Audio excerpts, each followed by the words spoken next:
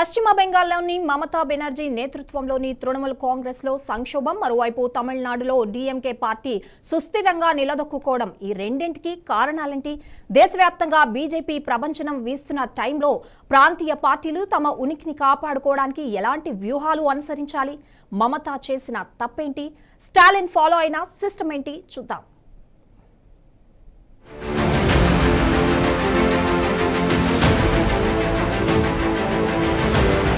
దేశ రాజకీయాల్లో ప్రాంతీయ పార్టీల మనుగడ వాటి నాయకుల ప్లానింగ్ మీదే ఆధారపడి ఉంటుంది. పశ్చిమ బెంగాల్లో తృణమూల్ కాంగ్రెస్ ఘోర పరాజయం తర్వాత 28 మంది లోక్సభ సభ్యుల్లో 20 మంది ఎంపీలు కకోలి ఘోష్ దస్తీదార్ ఆధ్వర్యంలో తిరుగుబాటు చేశారు. వాళ్లంతా ఎన్డీఏ కూటమికి మద్దతు ప్రకటించడం రాజకీయ వర్గాల్లో ప్రకంపనలు సృష్టించింది. ఈ షాక్ తో మమతా బెనర్జీ సామ్రాజ్యం బలహీనపడిందని విశ్లేషకులు అంటున్నారు. దీనికి పూర్తిగా భిన్నంగా తమిళనాడులో ఓడిపోయిన ద్రవిడ మున్నేట్ర కజగం మాత్రం అత్యంత సుస్థిరంగా ధీమాగా కనిపిస్తోంది. ఈ రెండు పార్టీల భిన్నమైన పరిస్థితులకు ఆయా పార్టీల అధినేతలు అనుసరించిన విభిన్న రాజకీయ పంథాలే ప్రధాన కారణాలని చెప్పొచ్చు.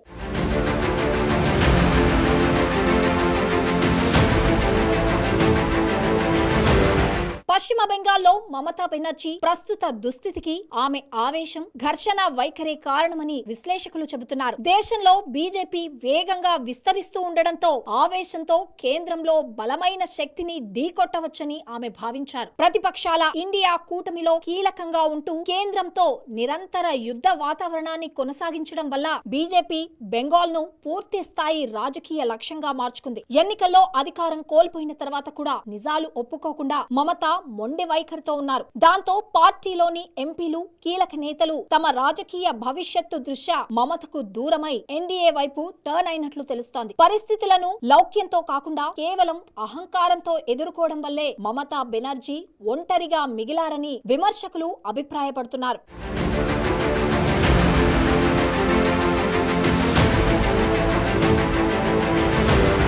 ఒక తమిళనాడు మాజీ సీఎం ఎంకే స్టాలిన్ అనుసరించిన ప్రాగ్మాటిక్ పాలిటిక్స్ పార్టీకి కలిసొచ్చిందని చెప్పొచ్చు. జాతీయ స్థాయిలో కాంగ్రెస్ బలహీన పడుతూ ఉండటం, అదే టైంలో కేంద్రంలో బీజేపీ దూకుడును ఆయన ముందే పసిగట్టారు. కాంగ్రెస్ తో గుడ్డిగా ముందుకెళ్తే కేంద్ర దర్యాప్తు సంస్థల నిఘాతో డీఎంకే ఇబ్బందుల్లో పడే ప్రమాదం ఉందని స్టాలిన్ గ్రహించారు. అందుకే విజయ్ కి సపోర్ట్ ఇచ్చారన్న కారణాన్ని అడ్డం పెట్టుకుని కాంగ్రెస్ తో తెగతింపులు చేసుకోవడం, ఇండియా కూటమి నుండి తప్పుకున్నారు. దాంతో బీజేపీ లక్ష్యం చేసుకునే ప్రధాన శత్రువుల జాబితా నుండి డీఎంకే తప్పుకోగలిగిందని రాజకీయ పరిశీలకులు అంటున్నారు.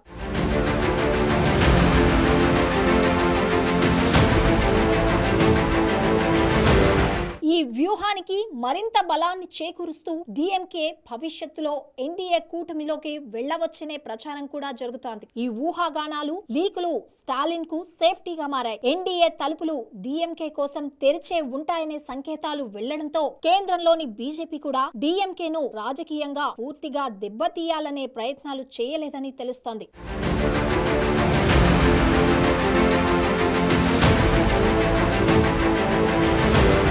రాజకీయాల్లో సమయం, పరిస్థితులకు అనుగుణంగా మారడం ఎంత ముఖ్యమో స్టాలిన్, మమతా బెనర్జీ ప్రస్తుత పరిస్థితులే నిదర్శనం. మమత తన ఆవేశంతో బీజేపీతో పోరాడి సొంత పార్టీని, ఎంపీలను కోల్పోయి నిస్సహాయ స్థితికి చేరుకున్నారు. కానీ స్టాలిన్ మాత్రం జాతీయ రాజకీయాల్లో ఎవరు శాశ్వత శత్రువు కాదు, శాశ్వత మిత్రుడు కాదనే సూత్రాన్ని నమ్మి తన పార్టీని సురక్షితంగా ఉంచుకున్నారని చెప్పొచ్చు. ఈ పరిణామాలు దేశంలోని ఇతర ప్రాంతీయ పార్టీలకు ఒక గుణపాఠంగా నిలుస్తాయని విశ్లేషకులు అభిప్రాయపడుతున్నారు.